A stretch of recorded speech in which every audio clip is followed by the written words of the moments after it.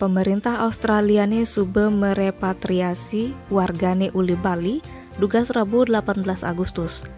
Ada sekitar 199 penumpang termasuk 8 infran ajak 13 kru magedi uli Bali.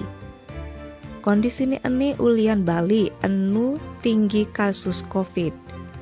Bulene ento tarik ke nganggo pesawat charter Qantas Airways nomor penerbangan EQF 108 rute Denpasar Darwin. Setonden nyemput wargane, pesawat ento nganter bantuan medis uli pemerintah Australia bang ke Indonesia. Stakeholder Relation Manager PT Angkasa Pura I kantor cabang Bandar Udara Internasional I Gusti Ngurah Rai Bali, Taufan Yudhistira nyelasang. Setonden muliange, warga Australia ne entu harus meperiksa PCR atau rapid antigen ajak ngedengang dokumen kesehatan.